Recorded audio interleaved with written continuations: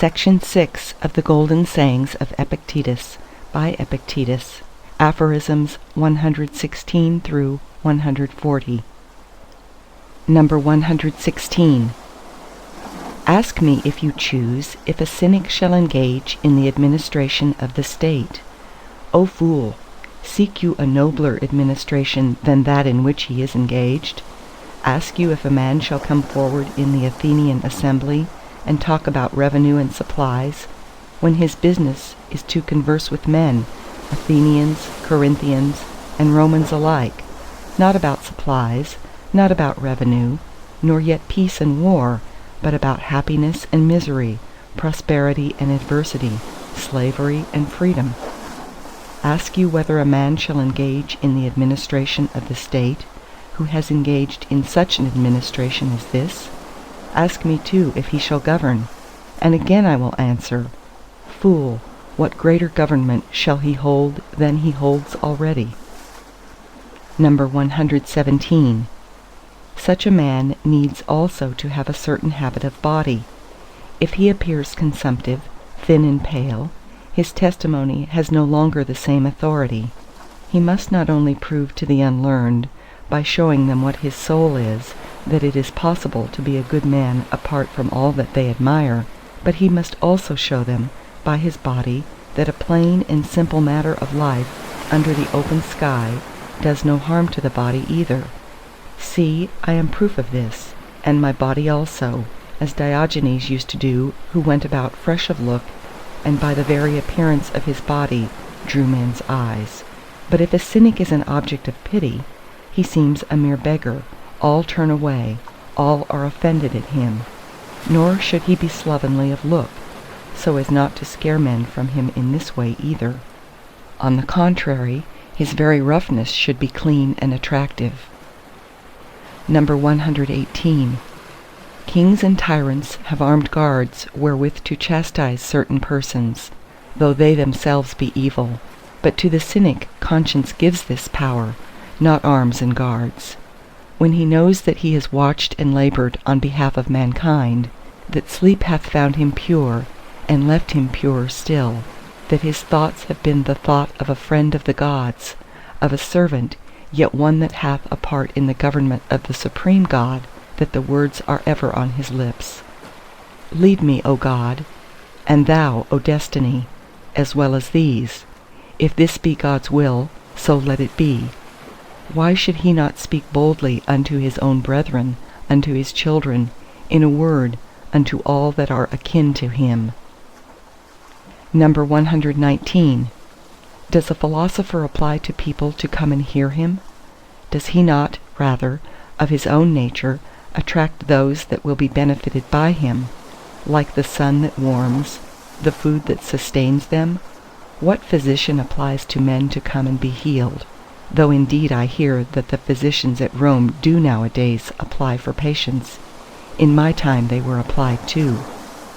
I apply to you to come and hear that you are in evil case, that what deserves your attention most is the last thing to gain it, that you know not good from evil, and are in short a hapless wretch. A fine way to apply, though unless the words of the philosopher affect you thus, speaker and speech are alike dead. Number 120. A philosopher's school is a surgery.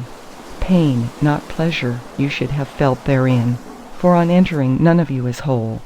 One has a shoulder out of joint, another an abscess, a third suffers from an issue, a fourth from pains in the head. And am I then to sit down and treat you to pretty sentiments and empty flourishes, so that you may applaud me and depart, with neither shoulder, nor head, nor issue, nor abscess a whit the better for your visit? Is it then for this that young men are to quit their homes, and leave parents, friends, kinsmen, and substance, to mouth out bravo to your empty phrases? Number 121. If any be unhappy, let him remember that he is unhappy by reason of himself alone. For God hath made all men to enjoy felicity and constancy of good. Number 122. Shall we never wean ourselves? Shall we never heed the teachings of philosophy, unless perchance they have been sounding in our ears like an enchanter's drone? This world is one great city, and one if the substance whereof it is fashioned. A certain period indeed there needs must be, while these give place to those, some must perish for others to succeed, some move and some abide. Yet all is full of friends, first God, then men, whom nature hath bound by ties of kindred each to each. Number 123. Nor did the hero weep and lament at leaving his children orphans, for he knew that no man is an orphan, but it is the Father that careth for all continually and for evermore. Not by mere report had he heard that the supreme God is the Father of men, seeing that he called him Father, believing him so to be, and in all that he did had ever his eyes fixed upon him. Wherefore, in whatsoever place he was given him to live happily. Number 124. Know you not that the thing is a warfare? One man's duty is to mount guard, another must go out to reconnoitre, a third to battle. All cannot be in one place, nor would it even be expedient. But you, instead of executing your commander's orders, complain if aught harsher than usual is enjoined, not understanding to what condition you are bringing the army, so far as in you lies. If all were to follow your example, none would dig a trench, none would cast a rampart around the camp, none would keep watch, or expose himself to danger, but all turn out useless for the service of war. Thus it is here also. Every life is a warfare, and that long and various. You must fulfill a soldier's duty, and obey each order at your commander's nod. I, if it be possible, divine what he would have done, for between that command and this there is no comparison, either in might or in excellence. Number 125. Have you again forgotten? Know you not that a good man does nothing for appearance sake, but for the sake of having done right? Is there no reward then? Reward? Do you seek any greater reward for a good man than doing what is right and just? Yet at the great games you look for nothing else. There the victor's crown you deem enough. Seem it to you so small a thing and worthless, to be a good man and happy therein? Number 126. It befits thee not to be unhappy by reason of any, but rather to be happy by reason of all men, and especially by reason of God, who formed us to this end. Number 127. What? Did Diogenes love no man, that he was so gentle, so true a friend to men as cheerfully to endure such bodily hardships for the common weal of all mankind? But how loved he them? As behooved a minister of the supreme God, alike caring for men and subject unto God. Number 128. I am by nature made for my own good, not for my own evil. Number 129. Remind thyself that he whom thou lovest is mortal, that what thou lovest is not thine own. It is given thee for the present, not irrevocably nor forever, but even as a fig or a bunch of grapes at the appointed season of the year. But these are the words of evil omen. What? Callest thou aught of evil omen, save that which signifies some evil thing? Cowardice is a word of evil omen, if thou wilt, and meanness of spirit, and lamentation and mourning, and shamelessness. But do not, I pray thee, call of evil omen a word that is significant of any natural thing. As well call of evil omen the reaping of the corn, for that means the destruction of the ears, though not of the world. As well say that the fall of the leaf is of evil omen, that the dried fig should take the place of the green, that raisins should be made from grapes. All these changes from a former state into another, not destruction, but an ordered economy, a fixed administration. Such is leaving home, a change of small account, such is death, a greater change, from what now is, not to what is not, but to what is not now. Shall I then no longer be? Not so, thou wilt be, but something different, of which the world now hath need. For thou too wert born, not when thou chosest, but when the world had need of thee. Number 130.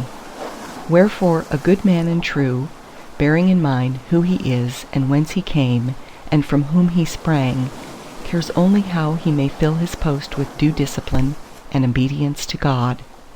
Wilt thou that I continue to live? Then will I live, as one that is free and noble, as thou wouldst have me.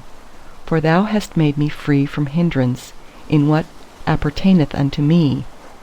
But hast thou no further need of me? I thank thee.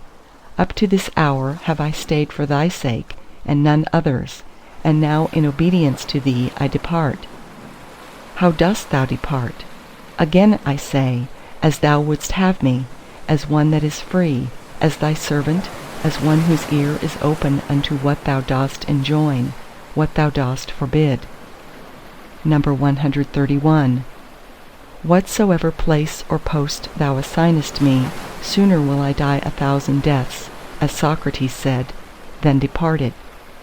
And where wilt thou have me?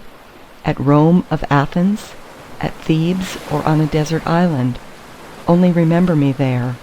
Shouldst thou send me where man cannot live as nature would have him, I will depart, not in disobedience to thee, but as though thou wert sounding the signal for my retreat. I am not deserting thee, far be that from me. I only perceive that thou needest me no longer. Number 132. If you are in Gyaros, do not let your mind dwell upon life at Rome, and all the pleasures it offered to you when living there, and all that would attend your return. Rather be intent on this, how he that lives in Gyaros may live in Gyaros, like a man of spirit. And if you are at Rome, do not let your mind dwell upon life at Athens, but study only how to live at Rome. Finally, in the room of all other pleasures put this, the pleasure which springs from conscious obedience to God. Number 133. To a good man there is no evil, either in life or death. And if God supply not food, has he not, as a wise commander, sounded the signal for retreat and nothing more? I obey, I follow, speaking good of my commander and praising his acts. For at his good pleasure I came, and I depart when it pleases him. And while I was yet alive, that was my work, to sing praises unto God. Number 134. Reflect that the chief source of all evils to man, and of baseness and cowardice, is not death, but the fear of death. Against this fear then, I pray you, harden yourself. To this let all your reasonings, your exercises, your reading tend. Then shall you know that thus alone are men set free. Number 135. He is free who lives as he wishes to live, to whom none can do violence, none hinder or compel, whose impulses are unimpeded, whose desires are attain their purpose, who falls not into what he would avoid. Who then would live in error? None. Who would live deceived and prone to fall, unjust, intemperate, in abject whining at his lot? None. Then doth no wicked man live as he would, and therefore neither is he free. Number 136. Thus do the more cautious of travelers act. The road is said to be beset by robbers. The traveler will not venture alone, but awaits the companionship on the road of an ambassador, a quaestor, or a proconsul. To him he attaches himself, and thus passes by in safety. So doth the wise man in the world. Many are the companies of robbers and tyrants. Many the storms, the straits, the losses of all a man holds dearest. Whither shall he fall for refuge? How shall he pass by unassailed? What companion on the road shall he await for protection? Such and such a wealthy man, of consular rank? And how shall I be profited, if he is stripped, and falls to lamentation and weeping? And how if my fellow traveller himself turns upon me and robs me? What am I to do? I will become a friend of Caesar's. In his train none will do me wrong. In the first place, oh, the indignities I must endure to win distinction! Oh, the multitude of hands there will be to rob me! And if I succeed, Caesar too is but a mortal. While should it come to pass that I offend him, whither shall I flee from his presence? To the wilderness? And may not fever await me there? What then is to be done?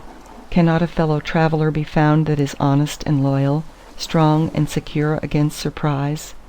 Thus doth the wise man reason, considering that if he would pass through in safety, he must attach himself unto God. Number 137. How understandest thou attach himself to God? That what God wills, he should will also, that what God wills not, neither should he will. How then may this come to pass? By considering the movements of God and his administration. Number 138. And dost thou, that hast received all from another's hands, repine and blame the giver, if he takes anything from thee? Why, who art thou, and to what end comest thou here? Was it not he that made the light manifest unto thee, that gave thee fellow workers, and senses, and the power to reason? And how brought he thee into the world? Was it not as one born to die, as one bound to live out his earthly life in some small tabernacle of flesh, to behold his administration, and for a little while share with him in the mighty march of this great festival procession? Now, therefore, that thou hast beheld, while it was permitted thee, the solemn feast and assembly, wilt thou not cheerfully depart when he summons thee forth, with adoration and thanksgiving for what thou hast seen and heard? Nay, but I would fain have stayed longer at the festival. Ay, so would the mystics fain have the rites prolonged. So perchance would the crowd at the great games fain behold more wrestlers still. But the solemn assembly is over. Come forth, depart with thanksgiving and modesty. Give place to others that must come into being even as thyself. Number 139. Why art thou thus insatiable? Why thus unreasonable? Why encumber the world? Ay, but I fain would have my wife and children with me too. What, are they then thine, and not his that gave them, his that made thee? Give up then that which is not thine own, yield it to one who is better than thou. Nay, but why did he bring one into the world on these conditions? If it suits thee not, depart. He hath no need of a spectator who finds fault with his lot. Them that will take part in the feast he needeth, that will lift their voices with the rest that men may applaud the more, and exalt the great assembly in hymns and songs of praise. But the wretched and the fearful he will not be displeased to see absent from it, for when they were present they did not behave as at a feast, nor fulfill their proper office, but moaned as though in pain, and found fault with their fate, their fortune, and their companions, insensible to what had fallen to their lot, insensible to the powers they had received for a very different purpose, the powers of magnanimity, nobility of heart, of fortitude, or freedom. Number 140. Art thou then free, a man may say?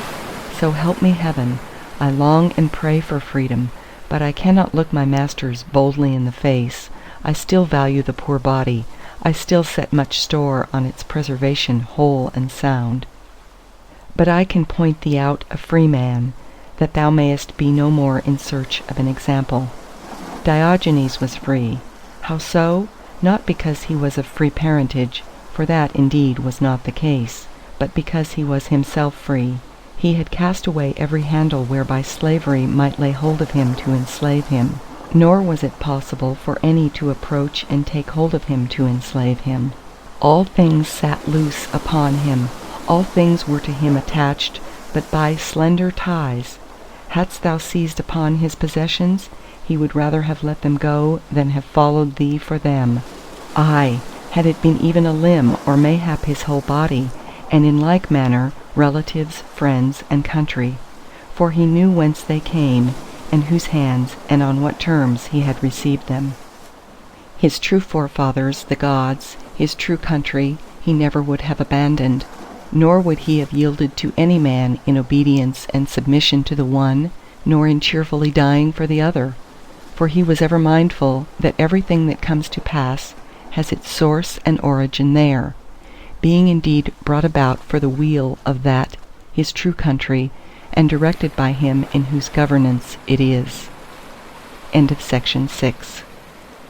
Section 7 of the Golden Sayings of Epictetus, by Epictetus. Aphorisms number 141 through 175. 141. Ponder on this, on these convictions, on these words.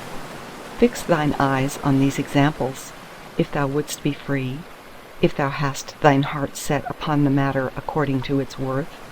And what marvel if thou purchase so great a thing at so great and high a price? For the sake of this that men deem liberty, some hang themselves, others cast themselves down from the rock. Aye, time has been when whole cities came utterly to an end, while for the sake of freedom that is true, and sure, and unassailable, dost thou grudge to God what he gave, when he claims it? Wilt thou not study, as Plato saith, to endure, not death alone, but torture, exile, stripes, in a word, to render up all that is not thine own?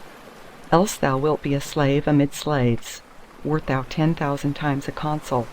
Aye, not a whit the less, though thou climb the palace steps. And thou shalt know how true the saying of Cleanthus, that though the words of philosophers may run counter to the opinions of the world, yet have they reason on their side. 142. Asked how a man should best grieve his enemy, Epictetus replied, by setting himself to live the noblest life himself. 143.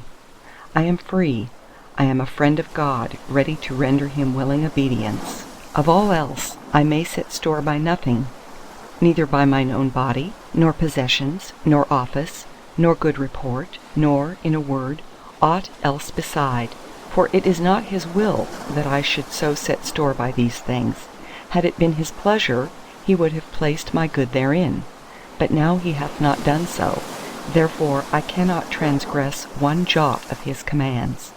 In everything hold fast to that which is thy good, but to all else, as far as is given thee, within the measure of reason only, contented with this alone.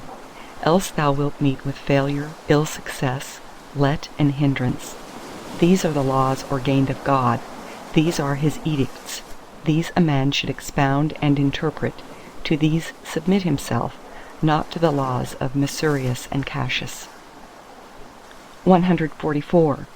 Remember that not the love of power and wealth sets us under the heel of others, but even the love of tranquillity, of leisure, of change of scene, of learning in general. It matters not what the outward thing may be. To set store by it is to place thyself in subjection to another. Where is the difference, then, between desiring to be a senator and desiring not to be one? Between thirsting for office and thirsting to be quit of it? Where is the difference between crying, Woe is me, I know not what to do, bound hand and foot as I am to my books, so that I cannot stir, and crying, Woe is me, I have not time to read, as though a book were not as much an outward thing, and independent of the will, as office and power and the receptions of the great? Or what reason hast thou, tell me, for desiring to read? For if thou name at nothing beyond the mere delight of it, or gaining some scrap of knowledge, thou art but a poor spiritless knave. But if thou desirest to study to its proper end, what else is this than a life that flows on tranquil and serene? And if thy reading secures thee not serenity, what profits it? Nay, but it doth secure it, quoth he, and that is why I repine at being deprived of it. And what serenity is this that lies at the mercy of every passer-by? I say not at the mercy of the emperor or emperor's favourite, but such as trembles at a raven's croak and piper's din, a fever's touch, or 1,000 things of like sort. Whereas the life serene, has no more certain mark than this, that it ever moves with constant, unimpeded flow. 145. If thou hast put malice and evil speaking from thee, altogether or in some degree, if thou hast put away from thee rashness, foulness of tongue, intemperance, sluggishness, if thou art not moved by what once moved thee, or in like manner as thou once wert moved, then thou mayest celebrate a daily festival, today because thou hast done well in this manner, tomorrow in that. How much greater cause is here for offering sacrifice, than if a man should become consul or prefect. 146. These things hast thou from thyself and from the gods. Only remember who it is that giveth them, to whom and for what purpose they were given. Feeding thy soul on thoughts like these, dost thou debate in what place happiness awaits thee, in what place thou shalt do God's pleasure? Are not the gods nigh unto all places alike? See they not alike what everywhere comes to pass? 147. To each man God hath granted this inward freedom. These are the principles that in a house create love, in a city concord, among nations peace, teaching a man gratitude toward God and cheerful confidence, wherever he may be, in dealing with outward things that he knows are neither his nor worth striving after. 148. If you seek truth, you will not seek to gain a victory by every possible means, and when you have found truth, you need not fear being defeated. 149. What foolish talk is this? How can I any longer lay claim to right principles, if I am not content with being what I am, but am all aflutter about what I am supposed to be? 150. God hath made all things in the world, nay, the world itself, free from hindrance and perfect, and its parts for the use of the whole. No other creature is capable of comprehending his administration thereof, but the reasonable being man possesses faculties for the consideration of all these things, not only that he is himself a part, but what part he is, and how it is meet that the parts should give place to the whole. Nor is this all. Being naturally constituted noble, magnanimous, and free, he sees that the things which surround him are of two kinds. Some are free from hindrance and in the power of the will. Others are subject to hindrance and depend on the will of other men.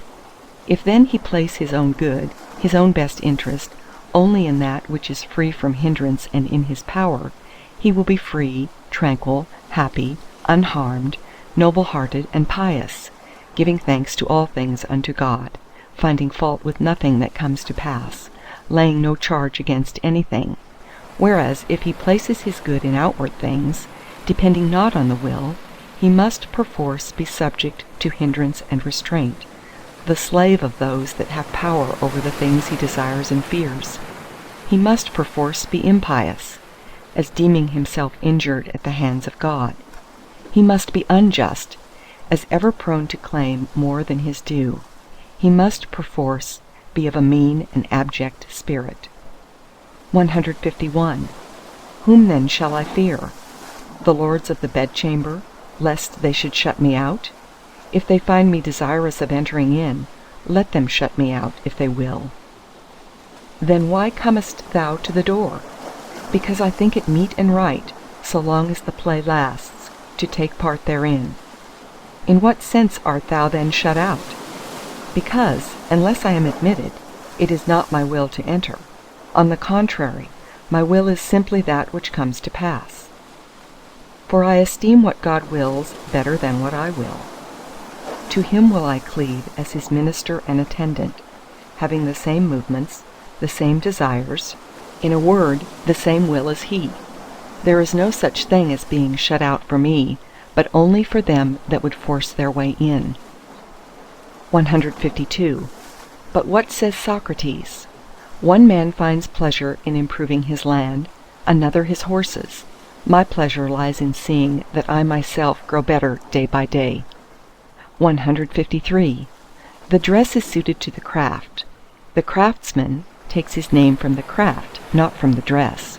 For this reason Euphrates was right in saying, I long endeavoured to conceal my following the philosophic life, and this profited me much. In the first place, I knew that what I did aright.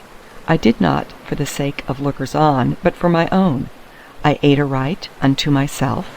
I kept the even tenor of my walk, my glance composed and serene, all unto myself and unto God. Then as I fought alone, I was alone in peril.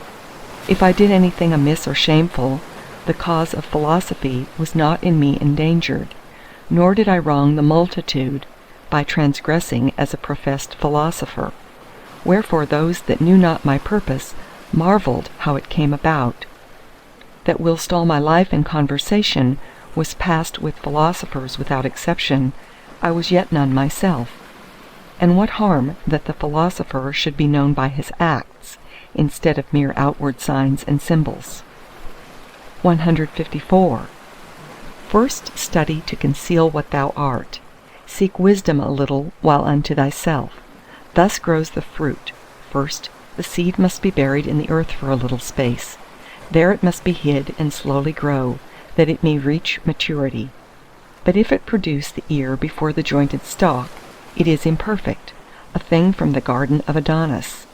Such a sorry growth art thou. Thou hast blossomed too soon. The winter cold will wither thee away. 155. First of all, condemn the life thou art now leading. But when thou hast condemned it, do not despair of thyself. Be not like them of mean spirit, who once they have yielded, abandon themselves entirely, and as it were allow the torrent to sweep them away. No, learn what the wrestling masters do. Has the boy fallen? Rise, they say, wrestle again, till thy strength come to thee. Even thus should it be with thee. For know that there is nothing more tractable than the human soul. It needs but to will, and the thing is done. The soul is set upon the right path, as on the contrary, it needs but to nod over the task, and all is lost. For ruin and recovery alike are from within. 156. It is the critical moment that shows the man. So when the crisis is upon you, remember that God, like a trainer of wrestlers, has matched you with a rough and stalwart antagonist. To what end, you ask? That you may prove the victor at the great games. Yet without toil and sweat this may not be. 157. If thou wouldst make progress, be content to seem foolish and void of understanding with respect to outward things. Care not to be thought to know anything. If any should make account of thee, distrust thyself. 158. Remember that in life thou shouldst order thy conduct as at a banquet. Has any dish that is being served reached thee? Stretch forth thy hand and help thyself modestly. Doth it pass thee by? Seek not to detain it. Has it not yet come? Send not forth thy desire to meet it, but wait until it reaches thee. Deal thus with children, thus with wife, thus with office, thus with wealth, and one day thou wilt be meet to share the banquets of the gods. But if thou dost not so much as touch that which is placed before thee, but despisest it, then shalt thou not only share the banquets of the gods, but their empire also. 159. Remember that thou art an actor in a play, and of such sort as the author chooses, whether long or short. If it be his good pleasure to assign thee the part of a beggar, a ruler, or a simple citizen, thine it is to play it fitly. For thy business is to act the part assigned thee well, to choose it is another's. 160. Keep death and exile daily before thine eyes, with all else that men deem terrible, but more especially death. Then wilt thou never think a mean thought, nor covet anything beyond measure. 161. As a mark is not set in order to be missed, so neither is such a thing as natural evil produced in the world. 162. Piety toward the gods, to be sure, consists chiefly in thinking rightly concerning them, that they are, and that they govern the universe with goodness and justice, and that thou thyself art appointed to obey them, and to submit under all circumstances that arise, acquiescing cheerfully in whatever may happen, sure it is brought to pass and accomplished by the most perfect understanding. Thus thou wilt never find fault with the gods, nor charge them with neglecting thee. 163. Lose no time in setting before you a certain stamp of character and behavior, both when by yourself and in company with others. Let silence be your general rule, or say only what is necessary and in few words. We shall, however, when occasion demands, enter into discourse sparingly, avoiding common topics as gladiators, horse races, athletes, and the perpetual talk about food and drink. Above all, avoid speaking of persons, either in way of praise or blame, or comparison. If you can, win over the conversation of your company to what it should be by your own. But if you find yourself cut off without escape among strangers and aliens, be silent. 164. Laughter should not be much, nor frequent, nor unrestrained. 165. Refuse altogether to take an oath if you can, if not, as far as may be. 166. Banquets of the unlearned, and of them that are without, avoid. But if you have occasion to take part in them, let not your attention be relaxed for a moment, lest you slip after all into evil ways. For you may rest assured that be a man ever so pure himself, he cannot escape defilement if his associates are impure. 167. Take what relates to the body as far as the bare use warrants, as meat, drink, raiment, house, and servants. But all that makes for show and luxury reject. 168. If you are told that such a one speaks ill of you, make no defense against what was said, but answer, He surely knew not my other faults, else he would not have mentioned these only. 169. When you visit any of those in power, bethink yourself that you will not find him in, that you may not be admitted, that the door may be shut in your face, that he may not concern himself about you.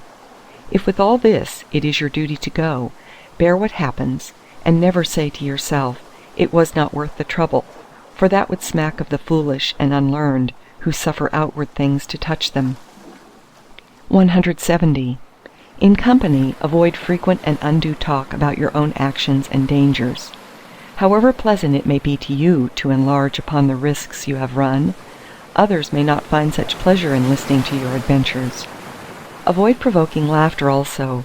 It is a habit from which one easily slides into the ways of the foolish, and apt to diminish the respect which your neighbors feel for you. To border on coarse talk is also dangerous. On such occasions, if a convenient opportunity offer, rebuke the speaker; if not, at least by relapsing into silence, coloring and looking annoyed, show that you are displeased with the subject. 171. When you have decided that a thing ought to be done, and are doing it, never shun being seen doing it, even though the multitude should be likely to judge the matter amiss. For if you are not acting rightly, shun the act itself. If rightly, however, why fear misplaced censure? 172. It stamps a man of mean capacity to spend much time on the things of the body, as to be long over bodily exercises, long over eating, long over drinking, long over other bodily functions. Rather should these things take the second place, while all your care is directed to the understanding. 173. Everything has two handles, one by which it may be borne, the other by which it may not. If your brother sin against you, lay not hold of it by the handle of injustice, for by that it may not be borne, but rather by this, that he is your brother, the comrade of your youth, and thus you will lay hold on it so that it may be borne. 174. Never call yourself a philosopher, nor talk much among the unlearned about principles, but do that which follows from them. Thus at a banquet, do not discuss how people ought to eat, but eat as you ought. Remember that Socrates thus entirely avoided ostentation. Men would come to him desiring to be recommended to philosophers, and he would conduct them thither himself. So well did he bear being overlooked. Accordingly, if any talk concerning principles should arise among the unlearned, be you for the most part silent, for you run great risk of spewing up what you have ill digested. And when a man tells you that you know nothing, and you are not nettled at it, then you may be sure that you have begun the work. 175. When you have brought yourself to supply the needs of the body at small cost, do not pique yourself on that, nor if you drink only water, keep saying on each occasion, I drink water. And if you ever want to practice endurance and toil, do so unto yourself and not unto others.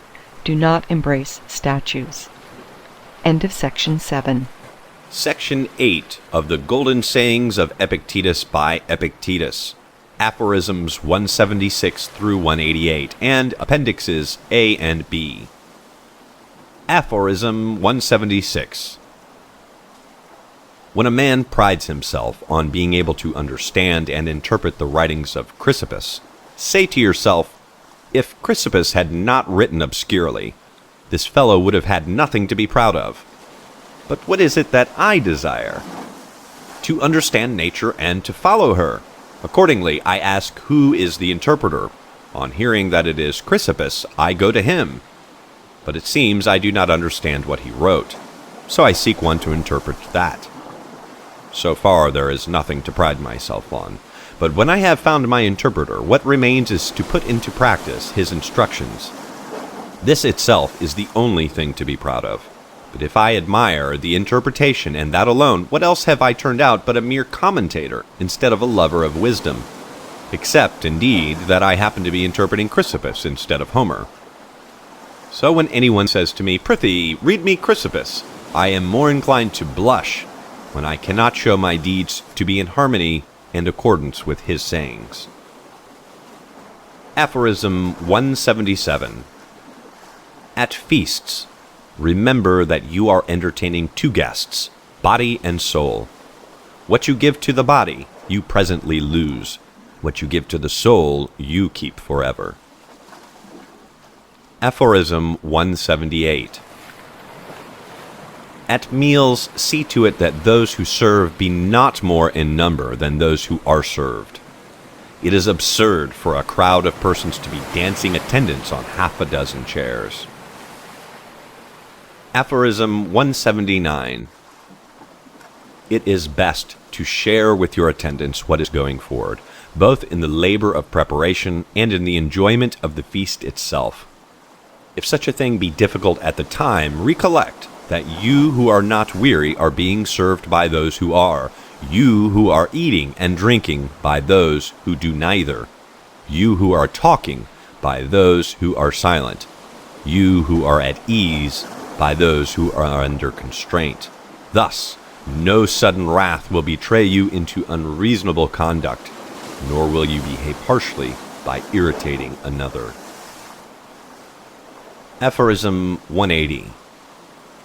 When Xanthippe was chiding Socrates for making scanty preparation for entertaining his friends, he answered, If they are friends of ours, they will not care for that. If they are not, we shall care nothing for them. Aphorism 181. Asked who is the rich man, Epictetus replied, He who is content. Aphorism 182.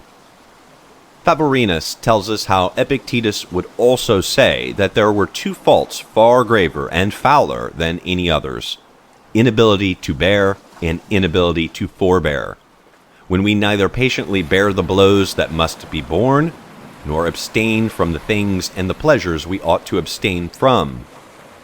So, he went on, if a man will only have these two words at heart and heed them carefully by ruling and watching over himself, he will for the most part fall into no sin, and his life will be tranquil and serene. He meant the words, bear and forbear. Aphorism 183. On all occasions these thoughts should be at hand. Lead me, O God, and thou, O destiny. Be what it may the goal appointed me. Bravely I'll follow. Nay, and if I would not, I'd prove a coward, yet must follow still. Again, who to necessity doth bow aright is learned in wisdom and the things of God. Once more, Crito, if this be God's will, so let it be. As for me, Anytus and Miletus can indeed put me to death, but injure me, never. Aphorism 184. We shall then be like Socrates, when we can indite hymns of praise to the gods in prison. Aphorism 185. It is hard to combine and unite these two qualities, the carefulness of one who is affected by circumstances and the intrepidity of one who heeds them not. But it is not impossible, else were happiness also impossible. We should act as we do in seafaring. What can I do? Choose the master, the crew, the day, the opportunity. Then comes a sudden storm. What matters it to me? My part has been fully done. The matter is in the hands of another, the master of the ship. The ship is foundering. What then have I to do? I do the only thing that remains to me, to be drowned without fear, without a cry, without upbraiding God, but knowing that what has been born must likewise perish. For I am not eternity, but a human being, a part of the whole, as an hour is part of the day. I must come like the hour, and like the hour must pass. Aphorism 186. And now we are sending you to Rome to spy out the land. But none send a coward as such a spy that, if he hears but a noise and sees a shadow anywhere, loses his wits and comes flying to say, the enemy are upon us. So if you go now and come and tell us, everything at Rome is terrible, death is terrible, exile is terrible, slander is terrible, want is terrible, fly, comrades, the enemy are upon us, we shall reply, get you gone, and prophesy to yourself. We have but erred in sending such a spy as you. Diogenes, who was sent as a spy long before you, brought us back another report than this. He says that death is no evil, for it need not even bring shame with it. He says that fame is but the empty noise of madmen. And what report did this spy bring us of pain? What of pleasure? What of want? That to be clothed in sackcloth is better than any purple robe, that sleeping on the bare ground is the softest couch. And in proof of each assertion, he points to his own courage, constancy, and freedom, to his own healthy and muscular frame. There is no enemy near, he cries. All is perfect peace. Aphorism 187. If a man has this peace, not the peace proclaimed by Caesar, how indeed should he have it to proclaim? Nay, but the peace proclaimed by God through reason, will not that suffice him when alone, when he beholds and reflects? Now can no evil happen unto me. For me there is no robber, for me no earthquake. All things are full of peace, full of tranquility. Neither highway, nor city, nor gathering of men, neither neighbor nor comrade can do me hurt. Another supplies my food, whose care it is, another my raiment. Another hath given me perceptions of sense and primary conceptions. And when he supplies my necessities no more, it is that he is sounding the retreat, that he hath opened the door, and is saying to thee, Come, whither? To naught that thou needest fear, but to thy friendly kindred elements whence thou didst spring. Whatsoever of fire is in thee, unto fire shall return. Whatsoever of earth, unto earth, of spirit unto spirit, of water unto water. There is no Hades, no fabled river of sighs, of lamentation, or of fire. But all things are full of being spiritual and divine. With thoughts like these, beholding the sun, moon, and stars, enjoying earth and sea, a man is neither helpless nor alone.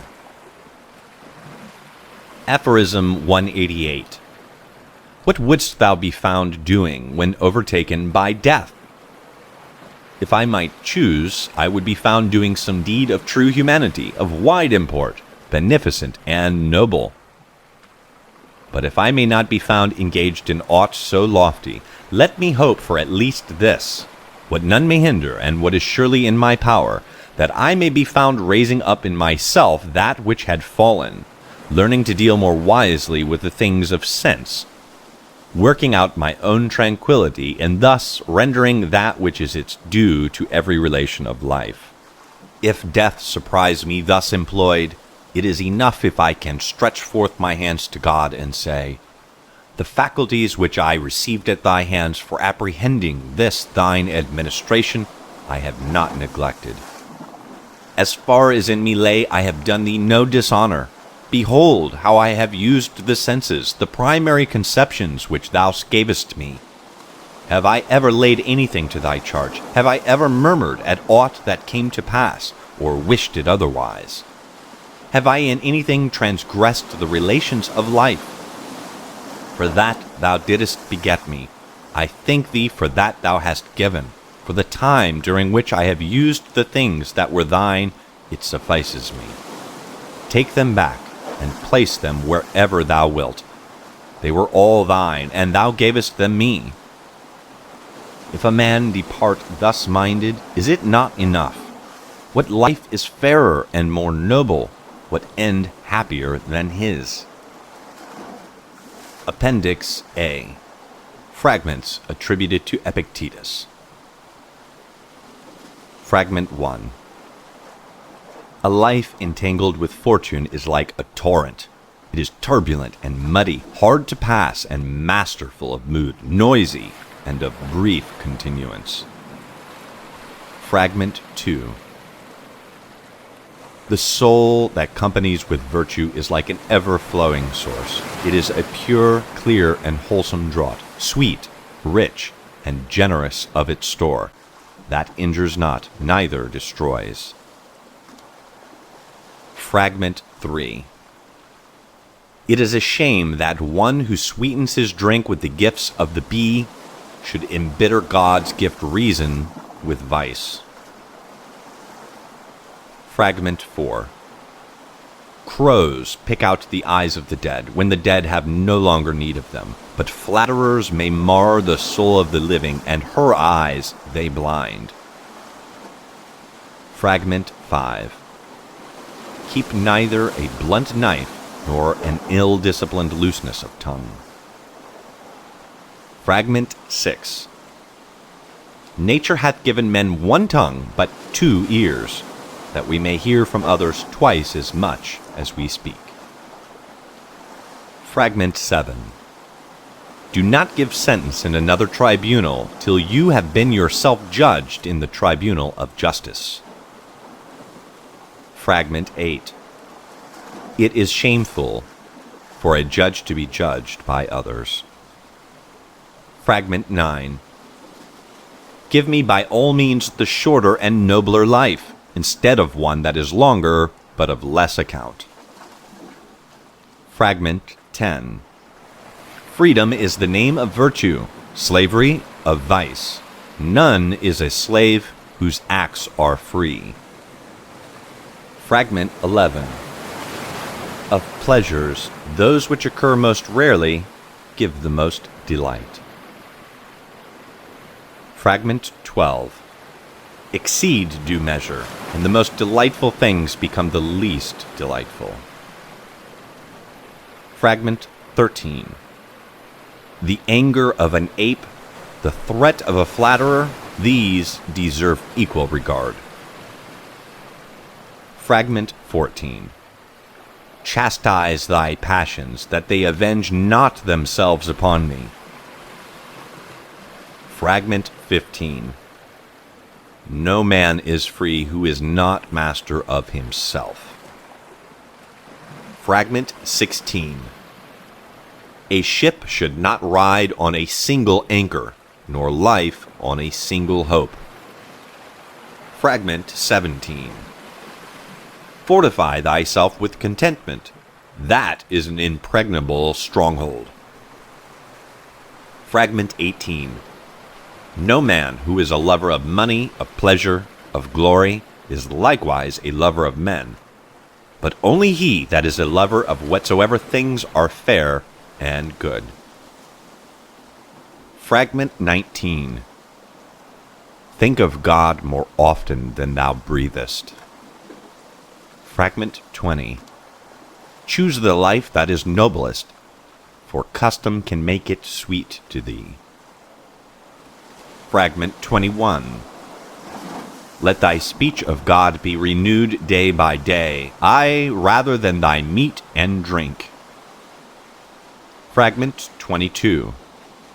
Even as the sun doth not wait for prayers and incantations to rise, but shines forth and is welcomed by all, so thou also wait, not for clapping of hands and shouts and praise to do thy duty. Nay, do good of thine own accord, and thou wilt be loved like the sun. Fragment 23. Let no man think that he is loved by any who loveth none. Fragment 24. If thou rememberest that God standeth by to behold and visit all that thou dost, whether in the body or in the soul, thou surely wilt not err in any prayer or deed, and thou shalt have God to dwell with thee. Note: Schweghauser's great edition collects 181 fragments attributed to Epictetus, of which but a few are certainly genuine. Some, as 21 and 24 above, bear the stamp of Pythagorean origin. Others, though changed in form, may well be based upon Epictetean sayings.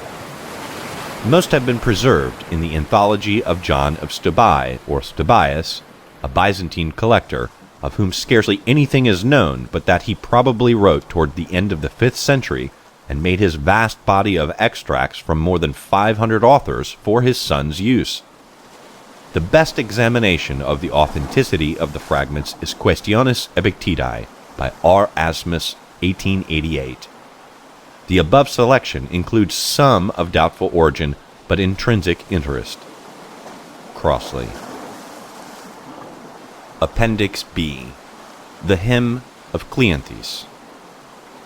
Chiefest glory of deathless gods, almighty forever, sovereign of nature that rulest by law, what name shall we give thee? Blessed be thou, for on thee should call all things that are mortal. For that we are thine offspring, nay, all that in myriad motion lives for its day on the earth bears one impress, thy likeness upon it. Wherefore my song is of thee, and I hymn thy power forever. Lo, the vast orb of the worlds, round the earth evermore as it rolleth, feels thee its ruler and guide, and owns thy lordship rejoicing. I, for thy conquering hands, have a servant of living fire, sharp is the bolt. Where it falls, nature shrinks at the shock, and doth shudder. Thus thou directest the word universal, that pulses through all things, mingling its life with lights that are great and lights that are lesser, e'en as beseemeth its birth, high king through ages unending. Naught is done that is done without thee in the earth or the waters, or in the heights of heaven, save the deed of the fool and the sinner. Thou canst make rough things smooth. At thy voice, lo, jarring disorder moveth to music, and love is born where hatred abounded. Thus hast thou fitted alike things good and things evil together, that over all might reign one reason, supreme and eternal. Though thereunto the hearts of the wicked be hardened and heedless, woe unto them! For while ever their hands are grasping at good things, blind are their eyes, yea, stopped are their ears to God's law universal, calling through wise disobedience to live the life that is noble. This they mark not, but heedless of right turn each to his own way. Here a heart fired with ambition, in strife and straining unhallowed. There, thrusting honor aside, fast set upon getting and gaining. Others, again, given over to lusts and dissolute softness, working never God's law, but that which weareth upon it. Nay, but, O giver of all things good, whose home is the dark cloud, thou that wields heaven's bolt, save men from their ignorance grievous. Scatter its night from their souls, and grant them to come to that wisdom, wherewithal, sistered with justice, thou rulest and governest all things, that we, honored by thee, may requite thee with worship and honor, evermore praising thy works, as is meet for men that shall perish, seeing that none, be he mortal or god, hath privilege nobler than without stint, without stay, to extol thy law universal. End of the Golden Sayings of Epictetus by Epictetus.